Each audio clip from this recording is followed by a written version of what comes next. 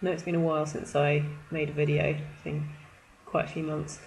The reasons for that is that I had a lot of pressure on me from various people trying to stop me from making these videos. And they gave numerous reasons. One of the reasons I was told that I should stop making these videos is because it might impact my, employment opportunities or career or things like that. And for a while I did think about it, and then I just got to the point recently, I think, especially with all the things that have been coming out in the media recently about things like the Jimmy Savile case, and extensive cover-ups in the establishment, BBC, various sort of educational care homes, educational establishments, hospitals, prisons. They were all complicit in the cover-up of all of this abuse. And it just made me think that I haven't seen that many people making videos on this topic yet.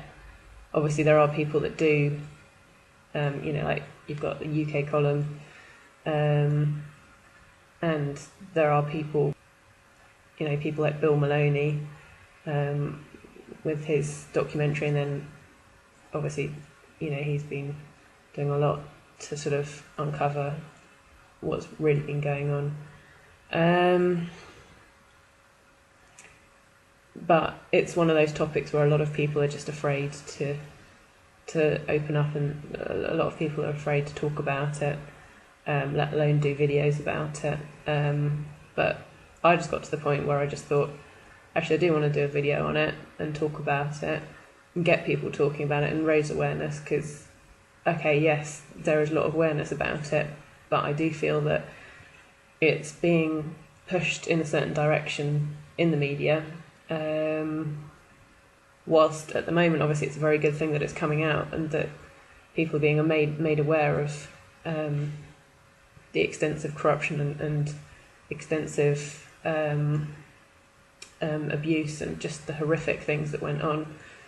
And how it kind of links. At first it started off as a couple of 15-year-old girls or 14-year-old girls saying that they were touched up, and then another one said she was raped, and then suddenly it starts coming out that he has links to Haute de la Garenne in Jersey, the famous care home, where obviously there was a lot of abuse going on there. And then there was a big cover-up recently when they tried to investigate that, and there were supposedly children's remains found buried under the floor, but then all of a sudden mysteriously the investigation was dropped and they said, oh, it was just coconuts or something, which is just ridiculous. I don't believe that for a minute. So I think the important thing for me was that the reason all of this abuse has gone on is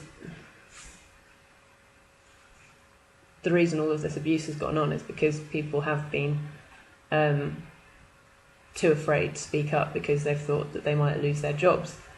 And I thought, well, I lost my job 2 weeks ago. So even though people have said to me, well, you shouldn't be doing a film on this topic or on X, Y, and Z, because a potential employer might see it. Well, I'd say I don't want to work for someone that doesn't want people speaking up about things like child abuse. It's like an extremely serious matter, not to mention a criminal matter.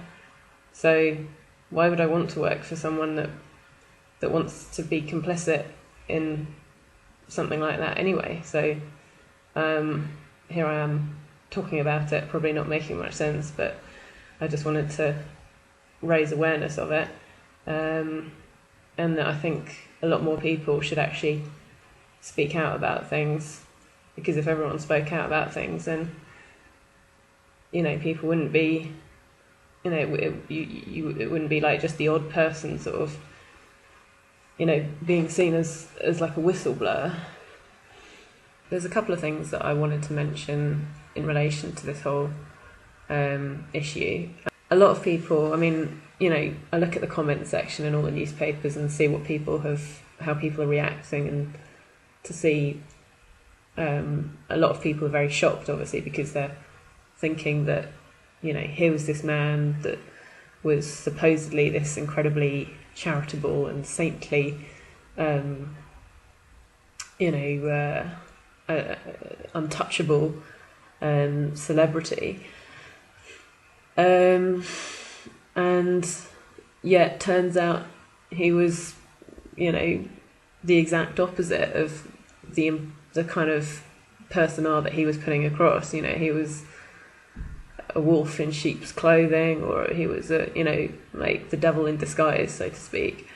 Personally, I don't think that it was, I always thought it was quite obvious that there was something quite wrong with him, just because he always came across as quite a cold person, and I just always found it strange that, despite being someone that was very, in the public eye, he never once sort of ever had, a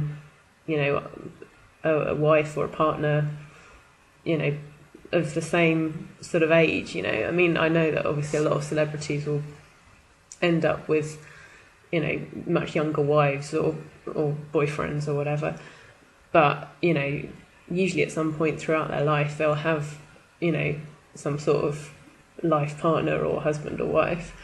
So it did always strike me as odd that, I know you can't judge someone by the fact that they go through the whole 84 years of their life single, but it did kind of make me think, well, clearly all along he was incapable of having a normal sort of loving relationship, and that obviously is because he was all along only interested in children and young girls. So when all these revelations came out, I didn't particularly think, wow, there's the shock of the century. What kind of made me, just one thing that really struck me was how so many people would have been complicit in the whole cover-up. It's not just like one or two people. He was given the keys to Broadmoor to, socialise with rapists and murderers and, all sorts of crazy people. He was given a free rein of children's wards, hospitals, morgues, and he was allowed to park his caravan in the grounds of a girls' school for girls that had troubled backgrounds, and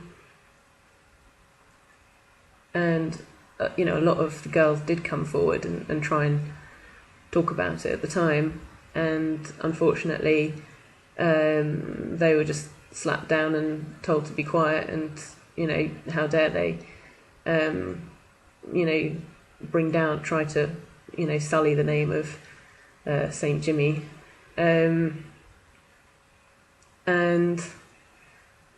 what it's just, I think the important thing to realise is that whilst a lot of people, especially the general public, everyone's expressing a great deal of shock and and anger and dismay at the fact that this well-known person could have done such horrible things and duped everyone. What's needs to be said is that it's not really a surprise, because, you know, he was part of the establishment, the media, the political establishment, the media, the judicial establishment, the police. Everyone was in cahoots, and, you know, they all conspired to cover up. And whilst I'm not saying that every single person in the establishment or in the media is guilty, the important thing to realise is that actually this whole Jimmy Savile child abuse thing is actually just the tip of the iceberg, and it's part of a much greater, much bigger issue. You know, people in positions of great power, whether it's, you know, great wealth or great political power or great, you know, influence, they don't get there, you know, just... The thing to realise is that it's all part of something much bigger, and, you know, this is another reason why a lot of people don't like talking about it, because people in high up places, politicians, are all, you know, not all of them obviously, but I've had, they didn't name names, but I've been told from people who work in politics that, you know, child abuse and that sort of quite sort of satanic ritual abuse is, you know, it's very common, and it's part of something bigger. It's part of, you know, a blackmail type. You know, it's a way to keep people quiet. It's a way to control people, get people to do what they want, and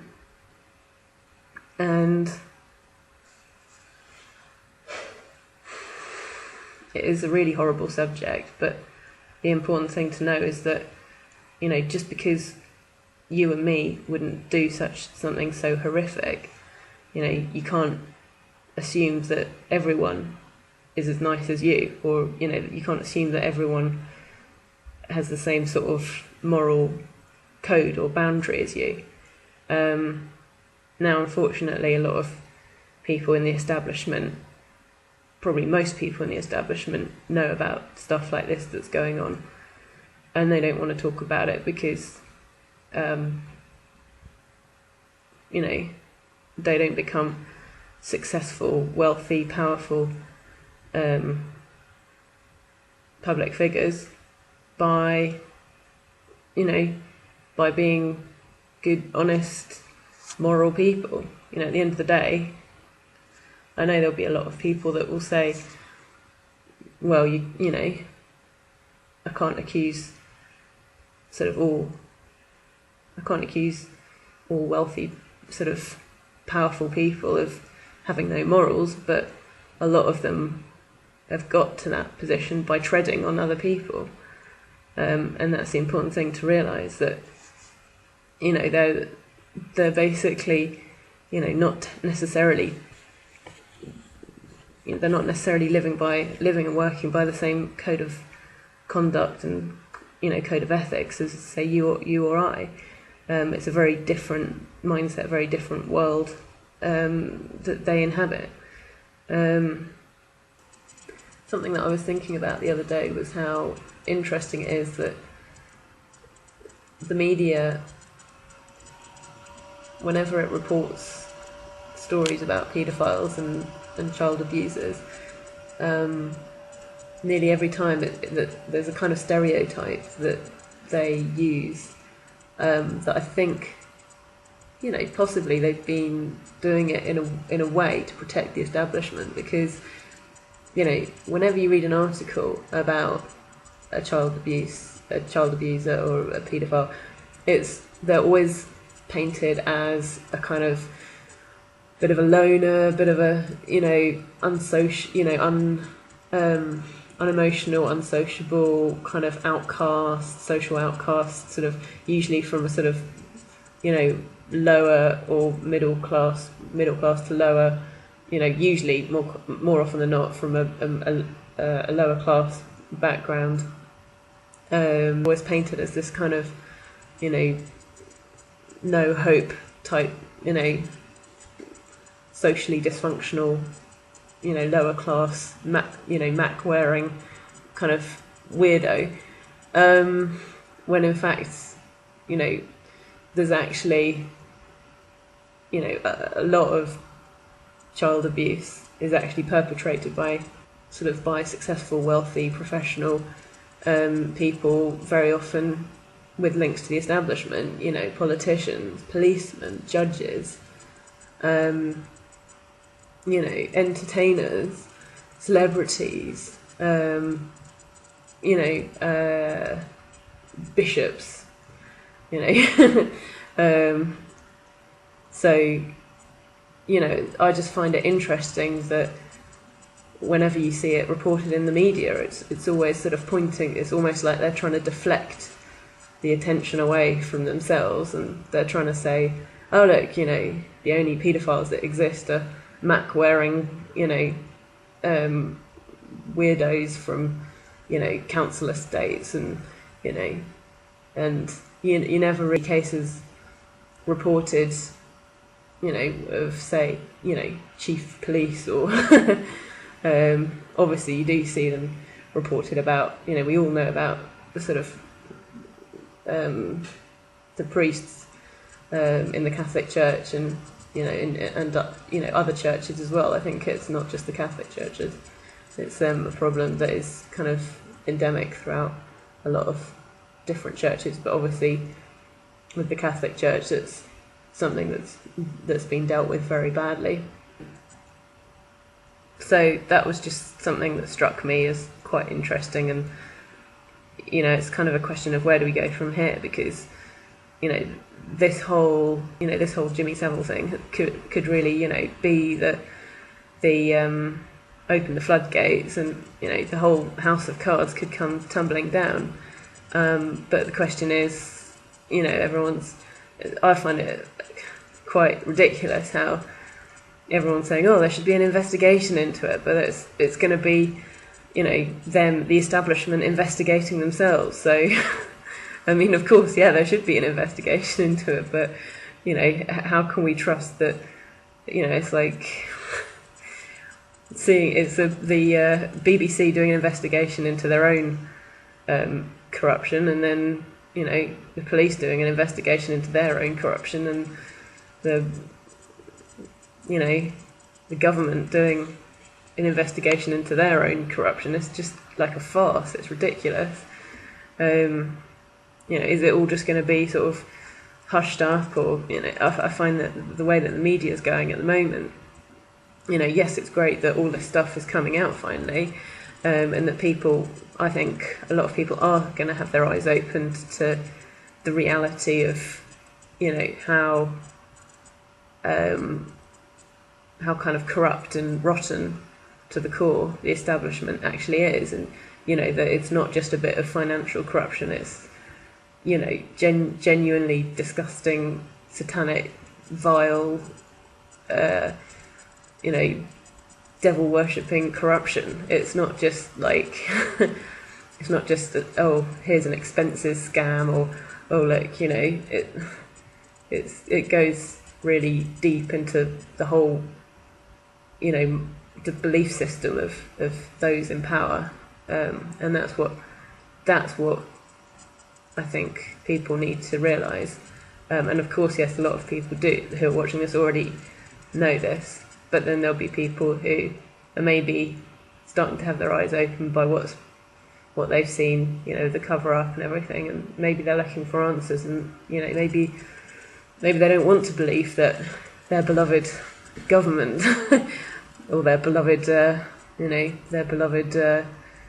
BBC or whatever that could actually be harbouring kind of some quite dark skeletons in their closet, probably quite literally as well. So I think the thing is, you know, it's important to raise awareness and to keep, you know, talking about it, and to actually, you know, really to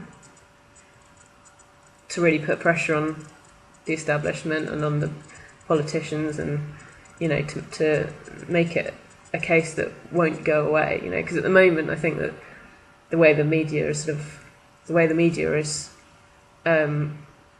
approaching it is, it's coming up with all of these things, and it's starting to, I think people are starting to join the dots, because it's, you know, oh, hang on a second, why was he given the keys for Broadmoor? Hang on, why is he meeting, mass murderer and rapist here? And, you know, oh, hang on a second, he said that he wasn't linked to Haute de la Garenne care home, but now he is all of a sudden, and there's evidence that he was lying about that. So if he's lying about that, what else is he lying about? You know, and people do start to join the dots together, which is what needs to be done. But I do see that the media is kind of trying to push it into a slightly different angle. You know, they're sort of starting to go down the route of, oh, let's, you know, dig out all these other celebrities and, you know, all the skeletons in their closet, which, you know, fair enough. That, you know, there should be, you know, light shed on wrongdoing and evil deeds of people in power, whether they're celebrities or whatever. So I've got nothing against that. It's just a question of, you know, if the media starts focusing all the attention onto, you know, Gary Glitter, or media sort of suddenly starts focusing all the attention onto, oh, look, it's a mystery celebrity number 5 has, you know, could have done this and could have done that, and, you know, the media's kind of obviously starting to go in a certain direction with it, saying, oh, well, who else can we dig dirt on, you know, who else can we uncover? But I think maybe they're sort of just going for the easy targets. So obviously I'm not against shedding light on evil deeds and wrongdoings and things like that. That needs to be done, but what needs to happen at the same time is that, you know, they're sort of detracting the attention away from the establishment, from, you know, we already know that Jimmy Savile had links to politicians and to royalty and to the Pope and to Israel and to all these different, you know, it's not just any old person that has those connections. It's someone obviously with quite a lot of influence, quite a lot of, you know, quite well respected. Did all of these groups, did all of these people know, you know, have no knowledge of what he was doing? I don't necessarily think that they didn't know. So, you know, the question is, who's being protected higher up? Who's being protected in the establishment? You know, which members of the political establishment are, you know, linked to Jimmy Savile? Which members of the royal family, you know, could have connections there? So I'd say it's just very important to, you know, not to be afraid to talk about things like this, and also, you know, not to. There are a lot of people that are sort of saying, "Oh, why are these girls only just coming up with all of this? Why are these women coming out with all of these allegations now that he's dead?" Well, probably they did come out with them before, but they probably were frightened for their lives, and, you know, clearly the establishment didn't want any of this information coming out whilst Jimmy Savile was alive, because he would have been able to take down half the establishment with him. And that's what people need to realise. And so obviously, now that he's dead, it's like, yep, fine, allegations coming out, tear down his grave, blah, you know, maybe do a bit of an investigation, but what's next? You know, at what point do we actually start joining the dots together and realising that it's part of a much bigger network of you know, ritual satanic abuse? which is what it is. So that's my thoughts on the matter anyway. I've kind of just rambled on a bit and probably haven't made much sense, but I just wanted to get my thoughts out there because I haven't seen that many videos on it, and obviously it's kind of more of a UK-based news story at the moment, but I think it's important for people all around the world to know about this sort of thing, because it is something that goes on, you know, not just in the UK but globally as well, in various different shapes and forms. You know, we already know about things like the Skull and Bones Society and how you know, how the American political establishment is deeply involved in a lot of very weird stuff. So I just wanted to get this video out there really and get things off my chest. So that's my thoughts, and I hope I can do another video soon.